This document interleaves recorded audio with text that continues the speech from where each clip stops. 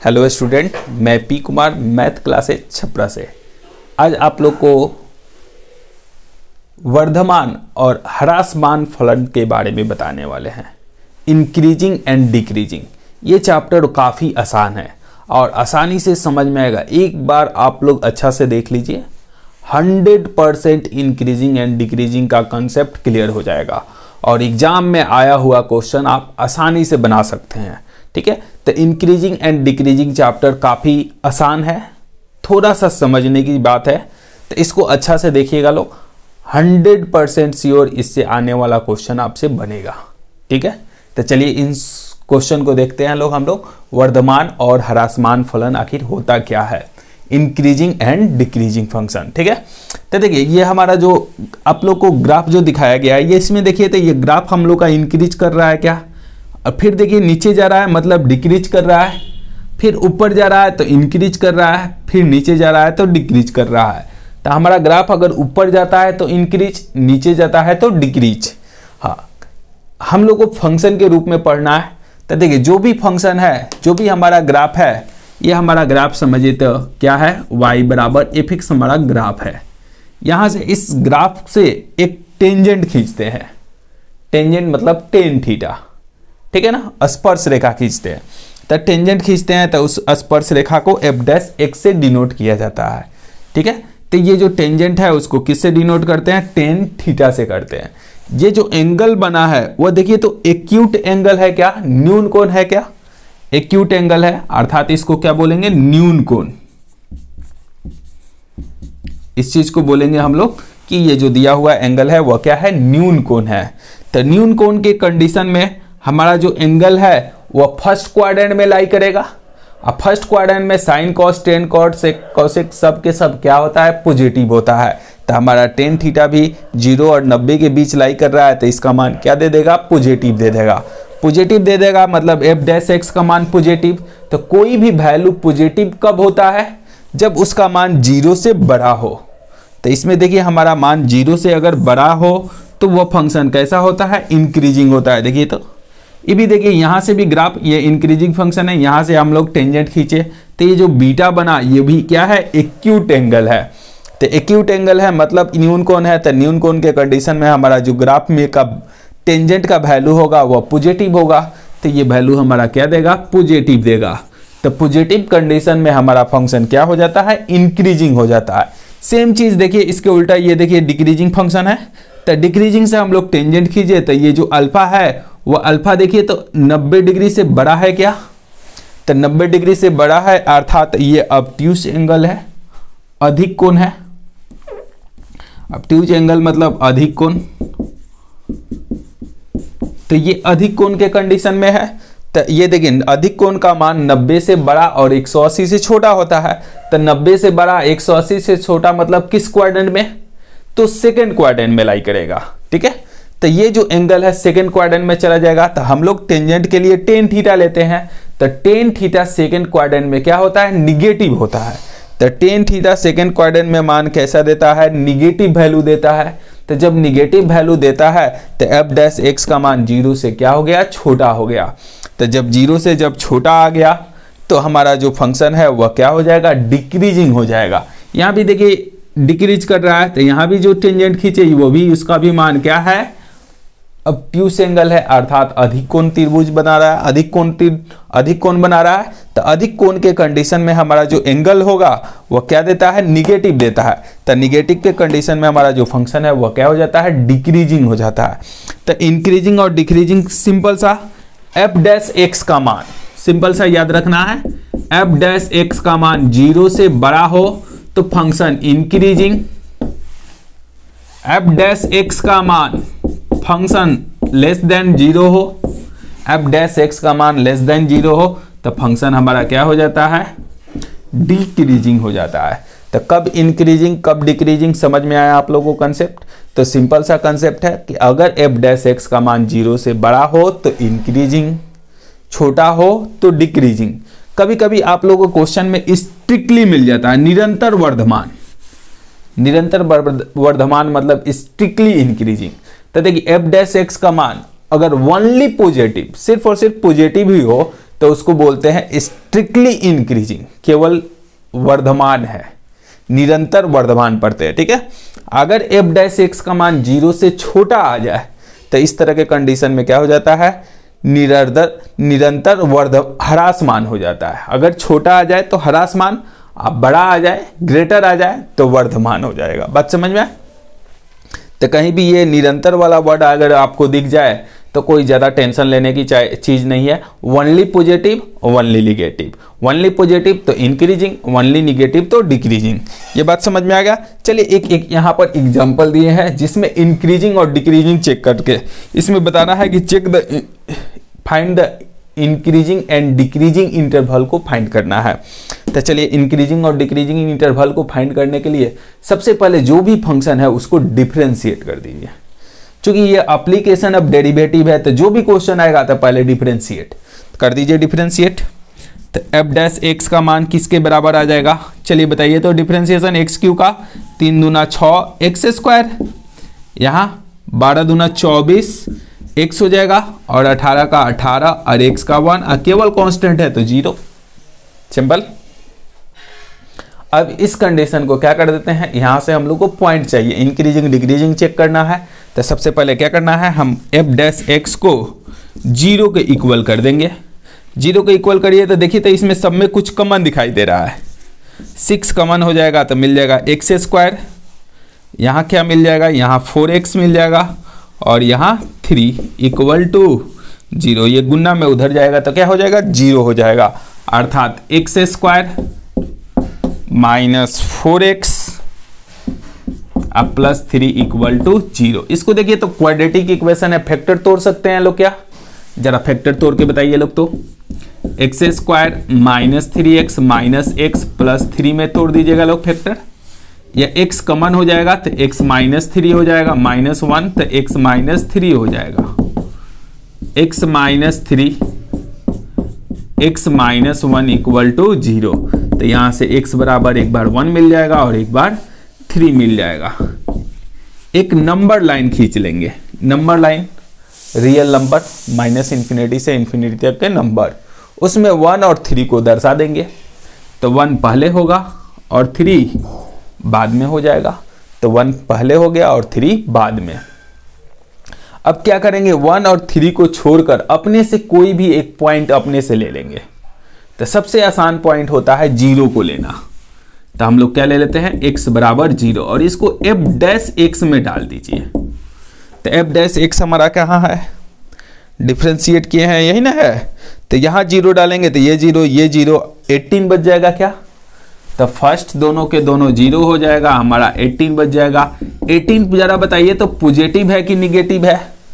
तो 18 हमारा पॉजिटिव है। अब आप इस बताइए कि इस नंबर लाइन पर 0 कहाँ मिलेगा? तो इस नंबर लाइन पर 0 हमारा इधर मिलेगा। तो इधर वाला मान को हम लोग को क्या कर देना है, पॉजिटिव दिखा देना है। ये जो 0 लिए हैं वह इस नंबर लाइन पर देख लेना है कि 0 हमारा किधर मिलेगा। तो इस जगह पर मिलेगा। 0 डालने पर हमारा जो एफ डैश एक्स का मान था वह क्या दिया, पॉजिटिव दिया। पॉजिटिव दिया, इस जगह को पॉजिटिव दिखा देंगे। अब यहां से इसका साइन चेंज कर देंगे, पॉजिटिव है तो निगेटिव, निगेटिव है तो पॉजिटिव। कोई भी मान आएगा तो जनरली देखिए यहां पर क्या होता है ना, अगर ऑड पावर हो, ऑड मतलब विषम संख्या पावर में हो, तो उस तरह के कंडीशन से मिला हुआ मान पॉजिटिव है तो निगेटिव में बदलता है, निगेटिव है तो पॉजिटिव में बदलता है, पॉजिटिव है तो निगेटिव में बदलता है। इसी तरह चेंज करता है, अल्टरनेट चेंज करता है, पॉजिटिव निगेटिव चेंज करता है। कब? जब ऑड पावर से वैल्यू मिलता है उसके बाद। अगर यही वैल्यू अगर इवन से मिल जाए, यही जो पावर है वो क्या मिल जाए, इवन से मिल जाए, तो इवन के कंडीशन में क्या होता है, नो चेंज होता है। अर्थात पॉजिटिव है तो पॉजिटिव हो जाएगा, निगेटिव है तो निगेटिव। कब? जब ये पावर इवन रहेगा तब। अगर ऑड है तो जनरली आप लोगों को जितना क्वेश्चन मिलता है उसमें लगभग सब जगह आपको ऑड फंक्शन ही मिलता है। तो ऑड फंक्शन के कंडीशन में क्या हो जाता है, हमारा फंक्शन पॉजिटिव निगेटिव। अब आप लोग को चाहिए क्या, इंक्रीजिंग फंक्शन चाहिए। हम लोग को चाहिए इंक्रीजिंग, आई से इंक्रीजिंग, आई से इंटरवल। तो इंक्रीजिंग इंटरवल उसको बोलते हैं जब 0 से बड़ा हो। इंक्रीजिंग इंटरवल चाहिए तो एफ डैश एक्स ग्रेटर, तो ग्रेटर पॉजिटिव वाला को बोलते हैं कि निगेटिव वाला को, तो पॉजिटिव वाला को बोलते हैं। तो देखिए पॉजिटिव कहां से कहां तक है, -∞ से 1, और फिर देखिए इधर भी पॉजिटिव है, यूनियन 3 से इंफिनिटी।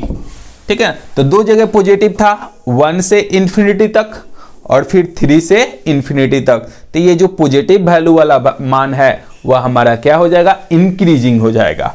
और डिक्रीजिंग कंडीशन किसको हो जाएगा, तो डिक्रीजिंग में मतलब एफ डैश एक्स का मान लेस देन 0 हो जाए। अगर एफ डैश एक्स का मान 0 से छोटा हो जाए तो हमारा फंक्शन क्या हो जाएगा, डिक्रीजिंग हो जाएगा। तो डिक्रीजिंग देखिए तो किसके किसके बीच में है, तो 1 है और 3 के बीच में है निगेटिव नंबर, तो अर्थात ये वाला फंक्शन हमारा डिक्रीजिंग हो जाएगा, ये वाला फंक्शन हमारा इंक्रीजिंग हो जाएगा। तो कैसे ये इंक्रीजिंग और डिक्रीजिंग इंटरवल फाइंड किए, समझ में आया आप लोग को।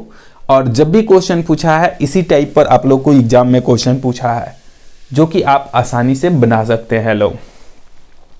तो सबसे पहले जो भी क्वेश्चन दिया हुआ है उसको डिफरेंशिएट कर देना है। डिफरेंशिएट करने के बाद इसको F dash x equal to 0 करना है, यहां से पॉइंट निकल जाएगा। जो भी पॉइंट मिलेगा इसको नंबर लाइन पर दर्शा देंगे। नंबर लाइन पर दर्शाने के बाद एक पॉइंट अपने से ले लेते हैं, 1 और 3 को छोड़कर दूसरा कुछ भी ले सकते हैं। ठीक है, उस पॉइंट को आप क्या करेंगे, एफ डैश एक्स में डाल देंगे, जहां डिफरेंशिएट किए हैं वहां डाल देंगे। वहां से अगर पॉजिटिव मिलेगा तो उस जगह का पॉजिटिव, और उसके बाद इंटरचेंज कर देंगे पॉजिटिव निगेटिव, तो उसके बाद आसानी से आप लोग कर सकते हैं। ठीक है, तो ये वाला फर्स्ट वाला काम हो गया। सेकंड वाला स्टेप में देखिए, सेकंड स्टेप में 2 में एफ एक्स बराबर कॉस एक्स है, एफ एक्स बराबर कॉस एक्स है। तो कॉस एक्स के कंडीशन में एफ निरंतर वर्धमान है, ये हम लोग को दर्शाना है, और 0 से 2 पाई के बीच में एफ हमारा निरंतर वर्धमान है। ऊपर वाला ह्रासमान है और नीचे वाला वर्धमान है, हम लोग को प्रूफ करके दिखा देना है। तो देखिए जो भी फंक्शन आएगा ना उसको आपको डिफरेंशिएट करना है। तो डिफरेंशिएट करिएगा तो ये एफ डैश एक्स हो जाएगा। तो एफ डैश एक्स कॉस क्या हो जाएगा, माइनस साइन एक्स। अब हम लोग को जो चेक करना है वह किस इंटरवल में चेक करना है, एफ डैश एक्स के लिए माइनस साइन एक्स और 0 और पाई के बीच में चेक करना है। तो देखिए आप लोग ये 0 हो गया, ये π/2 हो गया और ये पाई हो गया, ये 3π/2 हो जाता है और ये 2 पाई हो जाता है। ये हो जाता है हमारा क्वाड्रेंट कंडीशन, जिसमें 0 degree, 90 degree, 180 degree, 270 degree, 360 degree. हम लोग का है 0 और 180 डिग्री। तो 0 और 180 डिग्री के कंडीशन में साइन का जो मान होता है फर्स्ट क्वाड्रेंट में भी पॉजिटिव होता है और सेकेंड क्वाड्रेंट में भी हमारा पॉजिटिव होता है।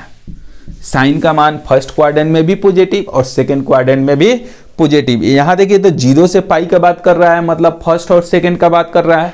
तो फर्स्ट और सेकेंड दोनों में हमारा साइन क्या होता है, पॉजिटिव होता है। तो यहां से मान मिल लेंगे, साइन का जो मान होगा वह कैसा मान मिल जाएगा, पॉजिटिव वैल्यू मिल जाएगा। पॉजिटिव इंटू निगेटिव करेंगे तो रिजल्ट क्या हो जाएगा, निगेटिव। और निगेटिव के कंडीशन आ गया तो एफ डैश एक्स का मान हमारा 0 से क्या हो गया, छोटा हो गया। 0 से मान क्या आ गया, छोटा आ गया। तो 0 से मान छोटा आ गया तो जरा बताइए तो ह्रासमान होगा कि नहीं होगा। तो ये कह रहा है निरंतर ह्रासमान है, तो ह्रासमान वाला कंडीशन है, लेस देन 0 है। तो लेस देन 0 के कंडीशन में हमारा फंक्शन निरंतर का कहलाएगा, ह्रासमान कहलाएगा। बात समझ में आया आप लोग को। तो ये हम लोग का फर्स्ट वाला प्रूफ हो गया कि ये जो मान मिला है वह क्या है, स्ट्रिक्टली डिक्रीजिंग है, डिक्रीजिंग फंक्शन है। तो स्ट्रिक्टली डिक्रीजिंग कंडीशन है, कब, जब निरंतर क्या हो, ह्रासमान हो तब।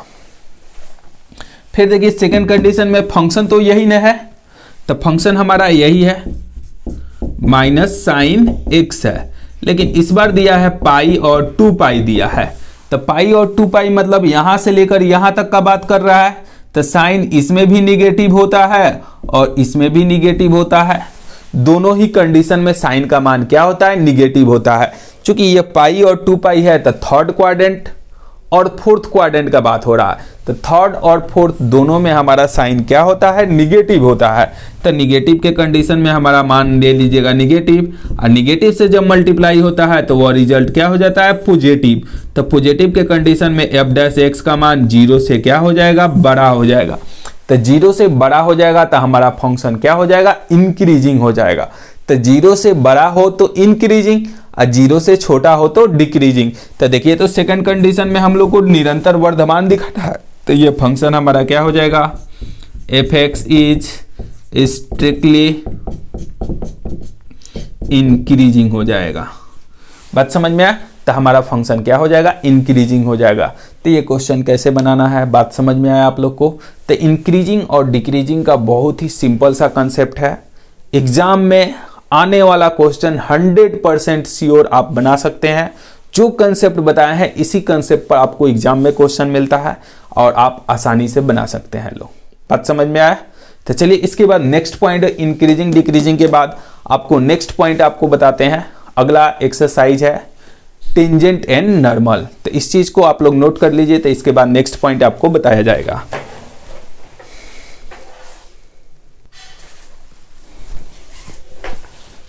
चलिए कुछ और पॉइंट हम लोग देखते हैं। अभी हम लोग इंक्रीजिंग डिक्रीजिंग देखें, अब नेक्स्ट जो पॉइंट है tangent and normal. Tangent and normal का कंसेप्ट स्पर्श रेखा एवं अभिलंब, ठीक है ना। तो स्पर्श रेखा और अभिलंब के कंडीशन में सबसे पहले टेंजेंट अपना कर्व खींच लेंगे, ठीक है। कर्व खींचने के बाद ये y बराबर एफ एक्स आपका कर्व है। इस स्पर्श रेखा को टच करते हुए, इस ये जो कर्व है ना, उस कर्व को टच करते हुए जो लाइन जाएगा, कर्व को जो टच करते हुए जो रेखा आप खींच सकते हैं उसी को कहते हैं स्पर्श रेखा। जो कर्व है, यह कोई कर्व है, इसको टच करते हुए जो लाइन जाता है उसी को बोलते हैं स्पर्श रेखा, जो सिर्फ और सिर्फ एक बिंदु पर टच करता है। उसी जो टेंजेंट है, उस टेंजेंट पर जो परपेंडिकुलर होता है, जो 90 डिग्री बनाता है, उसको अभिलंब बोलते हैं, अर्थात नॉर्मल बोलते हैं। तो टेंजेंट नॉर्मल समझ में आया? अगर किसी कर्व पर कोई टच करते हुए एक लाइन या एक रेखा खींचते हैं, उस रेखा का नाम हो जाता है स्पर्श रेखा अर्थात टेंजेंट, और उस पर ठीक जो परपेंडिकुलर होता है उसको बोलते हैं अभिलंब अर्थात नॉर्मल। यह घटना किसी एक बिंदु पर घटता है, उस पॉइंट का नाम रख लेते हैं हम लोग क्या, x1 और y1। देखिए इस एक्सरसाइज में टेंजेंट एंड नॉर्मल में आपको 4 तरह का आपको पॉइंट है। पहला स्लोप ऑफ टेंजेंट, स्पर्श रेखा की ढाल। दूसरा स्लोप ऑफ नॉर्मल, स्पर्श रेखा की अभिलंब की ढाल। तीसरा इक्वेशन ऑफ टेंजेंट, स्पर्श रेखा की समीकरण, ठीक है। उसके बाद इक्वेशन ऑफ नॉर्मल, अभिलंब की समीकरण, ठीक है। तो इसमें 4 पॉइंट है। स्लोप है, टेंजेंट का स्लोप है, नॉर्मल का स्लोप है, इक्वेशन ऑफ टेंजेंट है, इक्वेशन ऑफ नॉर्मल है। इन्हीं चारों पर आपको टेंजेंट और नॉर्मल से क्वेश्चन पूछता है, तो इन्हीं 4 पॉइंट से आपको क्वेश्चन आएगा। तो चलिए एक क्वेश्चन भी आप लोग को लिए हुए हैं, जिसमें x बराबर 4 दिया हुआ है, वक्र पर करा y बराबर 3x के पावर 4 माइनस 4x के स्पर्श रेखा की ढाल निकाले। किसका? तो स्लोप ऑफ टेंजेंट पूछ रहा है। तो देखिए जो भी कर्व देगा ना, हम लोग एप्लीकेशन ऑफ डेरिवेटिव पढ़ रहे हैं, तो जो भी कर्व देगा सबसे पहले उसको डिफरेंशिएट। तो हम लोग को जो कर्व दिया है 3x के पावर 4 माइनस 4x, जो भी दिया है उसको सबसे पहले क्या करेंगे, differentiate with respect to x। Differentiation आप लोग को आता होगा, पावर गुना में हो जाएगा, पावर में से कम हो जाएगा और 4 into 1 हो जाएगा। तो डिफरेंशिएशन कर लिए। अब डिफरेंशिएशन के लिए पॉइंट यहाँ दिया हुआ है कि हमारा जो स्लोप चाहिए x बराबर 4 पर चाहिए। तो ये जो डिफरेंशिएट आप किए हैं उसी में x जहाँ है वहाँ क्या रख देंगे, 4 रख देंगे। तो 12 into 4 का क्यूब -4 अर्थात 12 इंटू 4 का क्यूब करिएगा तो 64 हो जाएगा। 64 को 12 से मल्टीप्लाई करके बताइए, 12 चौक 48, अब 12 छक 72, 72 और 4 76 में से 4 घट जाएगा तो कितना आ जाएगा, 764 आ जाएगा। तो ये हो गया स्लोप ऑफ क्या कहलाएगा, टेंजेंट कहलाएगा। ये स्लोप ऑफ टेंजेंट इसी को बोलेंगे, ठीक है। तो इसी पॉइंट को बोलेंगे कि ये जो हमारा मान मिला है वो स्लोप ऑफ क्या है, टेंजेंट है। अगर इसी चीज में कहता स्लोप ऑफ नॉर्मल चाहिए तो स्लोप ऑफ नॉर्मल के लिए फॉर्मूला देख लीजिए लोग। स्लोप ऑफ हमको अगर नॉर्मल अगर चाहिए तो नॉर्मल के लिए देखिए फॉर्मूला क्या करना है, -1/dy/dx, मतलब ऊपर -1 और नीचे क्या हो जाएगा, dy/dx। तो dy/dx का मान कितना आ गया है, बात समझ में आया है आप लोग को।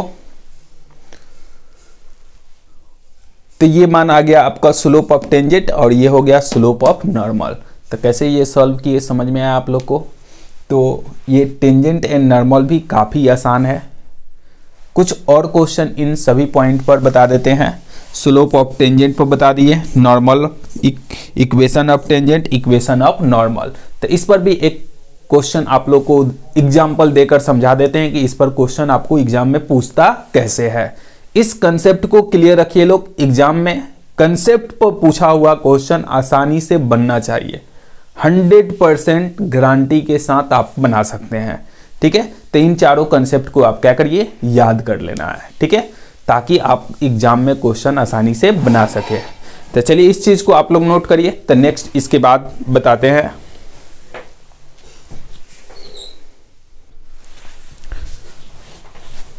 चलिए देखिए लोग, कुछ क्वेश्चन और बताते हैं आप लोग को टेंजेंट एंड नॉर्मल पर, ठीक है ना। देखिए आप लोग को जो क्वेश्चन बता रहे हैं आप लोग को इस कंसेप्ट से बाहर एग्जाम में नहीं पूछेगा। इसको अच्छा से ध्यान से देख लीजिए, एग्जाम में इससे बाहर नहीं पूछेगा, ठीक है। जो कंसेप्ट बता रहे हैं वो कंसेप्ट को, और क्वेश्चन नहीं फॉलो करना है। जो कंसेप्ट बता रहे हैं इसी कंसेप्ट पर आपको एग्जाम में क्वेश्चन मिलेगा। चलिए देखिए, ये दो एक्स और वाई वाला कंडीशन देख दिया है। करा अभिलंब की ढाल चाहिए, स्लोप ऑफ नॉर्मल चाहिए।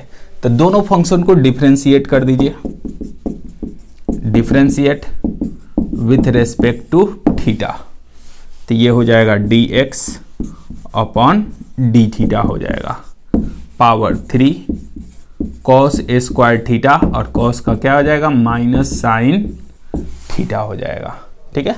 इसको डिफरेंशिएट कर दिए, डिफरेंशिएशन करने तो आता है, कांस्टेंट पावर गुना में पावर में से कम, और कॉस्ट का इसको 1 मान लेंगे।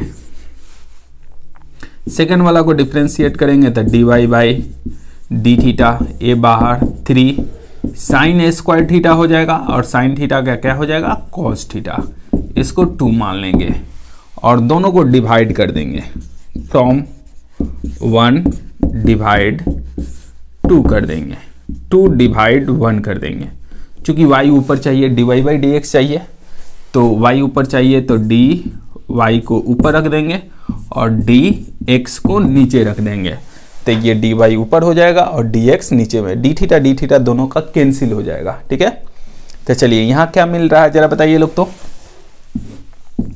3a sine a square theta into cos theta, और यहाँ जो मान है -3a cos a square theta into sine theta है। माइनस को पहले कर दिए हैं, 3 से 3 कैंसिल, a से a कैंसिल, एक साइन से एक साइन कैंसिल, एक कॉस से एक cos cancel. Sine by cos का मान क्या आ जाएगा, dy में tan थीटा आ जाएगा। अब जो हम लोग का tan थीटा आ गया, स्लोप ऑफ टेंजेंट आ गया, ठीक है। हम लोग किस पर ये जो थीटा निकालना है वो किस पर निकालना है, थीटा बराबर π/4 पर निकालना है। तो जहां थीटा है वहां π/4 डाल देंगे लोग। चलिए यहाँ दिखा देते, dy/dx जहां थीटा है वहां π/4 डालेंगे। तो tan थीटा में π/4 डालिएगा तो रिजल्ट 1 आ जाएगा। तो ये जो dy/dx निकाले वह स्लोप ऑफ टेंजेंट है, लेकिन हम लोग को जो चाहिए वह क्या, अभिलंब की ढाल चाहिए। तो यहां पर लिखते हैं -1/dy/dx, तो -1/dy/dx तो 1 आया है। अब -1/1 कर दीजिएगा तो रिजल्ट क्या हो जाएगा, -1 हो जाएगा। स्लोप ऑफ किसका, नॉर्मल का। स्लोप ऑफ नॉर्मल क्या हो जाएगा, -1 हो जाएगा। कैसे, तो ये फॉर्मूला होता है -1/dy/dx। तो कैसे स्लोप ऑफ नॉर्मल फाइंड किए, समझ में आया आप लोग को। तो स्लोप ऑफ नॉर्मल के लिए सिंपल सा डिफरेंशिएट किए, डिफरेंशिएट करके dy/dx को फाइंड कर लिए और इसी को रिवर्स कर दिए -1/dy/dx। क्यों, क्योंकि स्लोप ऑफ नॉर्मल वही होता है। मान डाल देंगे, जो आएगा आंसर हो जाएगा। ठीक है, तो ये हो जाएगा आपको स्लोप ऑफ क्या, नॉर्मल का। अब चले आइए, इसमें कह रहा है क्या, equation of tangent and equation of normal चाहिए। टेंजेंट भी चाहिए और साथ में नॉर्मल भी चाहिए। तो देखिए, हम लोग को इक्वेशन ऑफ टेंजेंट और इक्वेशन ऑफ नॉर्मल का फॉर्मूला हम लोग देखे थे। क्या था, इक्वेशन ऑफ टेंजेंट था तो y-y1, फॉर्मूला था हम लोग का y-y1 dy/dx, और फिर x-x1 था। यही हम लोग का इक्वेशन ऑफ टेंजेंट का था। तो चलिए हम लोग सबसे पहले देखिए, x1 y1 तो पता है, x1 और y1 आप लोग को पता है। स्लोप चाहिए, dy/dx का मान चाहिए। तो ये दिया हुआ फंक्शन है, उसको डिफरेंशिएट कर दीजिए। तो दिया हुआ फंक्शन को डिफरेंशिएट कर दीजिएगा तो 4x³ हो जाएगा, 18x² हो जाएगा, 26x हो जाएगा, -10 हो जाएगा। 4x³ 18x², 26x -10। ये जो dy/dx है वह किस पॉइंट पर चाहिए, तो हम लोग को पॉइंट दिया हुआ है 1 और 3 पर चाहिए। मतलब x का मान 1 रख लेना है। तो 4 × 1 का क्यूब, 18 × 1 का स्क्वायर, 26 × 1 -10 कितना आ जाएगा, जरा ऐड करके देखिए। तो इसको ऐड करेंगे तो 30 हो जाएगा, और इसको ऐड किए तो 28 हो जाएगा। अर्थात स्लोप कितना मिल गया, 2 मिल गया। तो स्लोप का मान मिल गया हम लोग को 2। तो इक्वेशन ऑफ टेंजेंट में डाल दीजिए लोग, y-y1 का मान यहाँ से, dy/dx का मान यहाँ से, x-x1 तो x1 का मान यहाँ से। अब इसको सॉल्व कर दीजिए, जो आएगा वही हम लोग का क्या हो जाएगा, तो 2x - 3। इसको RHS में भेजकर आंसर दीजिए। जिधर x रहता है उधर आंसर ले जाता है। तो ये प्लस में उधर जाएगा तो क्या हो जाएगा, ये -3 उधर जाएगा तो क्या हो जाएगा, प्लस हो जाएगा। इधर -2 है, इधर -3 उधर जाएगा तो क्या हो जाएगा, +1 = +3 में से 2 सब्सट्रैक्ट हो जाएगा तो 1 बच जाएगा। ये हो जाएगा आपको equation of tangent. Equation of normal के लिए बता दीजिए फॉर्मूला क्या था, y-y1 -1/dy/dx इंटू x-x1। तो ये था हम लोग का अभिलंब का समीकरण का फॉर्मूला। तो चलिए इसमें हम लोग मान डालते हैं, y-y1 तो y1 का मान यहाँ से ले लीजिए, -1/dy/dx तो dy/dx का मान यहाँ से रख लेंगे, x-x1 का मान यहाँ से रख लेंगे, मल्टीप्लाई 2y -6 हो जाएगा, -x हो जाएगा, +1 हो जाएगा। इधर बुला देंगे तो x + 2y -1 इधर आ जाएगा तो 7 = तो ये इक्वेशन ऑफ आपका नॉर्मल हो गया, ये हो गया इक्वेशन ऑफ टेंजेंट। तो कैसे इक्वेशन ऑफ टेंजेंट और नॉर्मल का क्वेश्चन कैसे बनाना है, समझ में आया आप लोग को। क्वेश्चन बनाना बहुत ही आसान है, सिर्फ कंसेप्ट आप लोग को क्लियर रहना चाहिए। ठीक है, तो कंसेप्ट अगर क्लियर रखते हैं लोग तो कोई भी एक्सरसाइज, कोई भी चैप्टर डिफिकल्ट नहीं है, एकदम आसान लगेगा। ठीक है, और एग्जाम में दिमाग में सेट रखिए कि हमको 100 में 100 बनाना है। इस व्यू से आप एग्जाम देने उतरिए कि हमको 100% तो क्वेश्चन बनाना है। सोच कभी भी छोटा नहीं रखना चाहिए, जब भी सोच रखें तो एकदम बड़ा। जब इसी सिलेबस को पढ़कर कोई दूसरा टॉप कर सकता है तो आप ये सोचिए कि हम भी टॉप करेंगे। ये सोच के आप एग्जाम के लिए प्रिपरेशन करिए लोग कि एग्जाम में 70, 80, 90% नहीं, 100 में 100% लाना है। तो इस सोच के साथ आप एग्ज़ाम दीजिएगा, तब बेहतर से बेहतर रिजल्ट आएगा। चलिए इसके बाद मिलते हैं हम लोग नेक्स्ट वीडियो में। तब तक के लिए इस क्वेश्चन और इस एक्सरसाइज को आप लोग अच्छा से देख लीजिए, बुक से भी क्वेश्चन आप देख सकते हैं लोग, ठीक है। तो अच्छा से प्रैक्टिस करिए लोग और मेहनत करिए लोग, परिश्रम करिए लोग, ठीक है।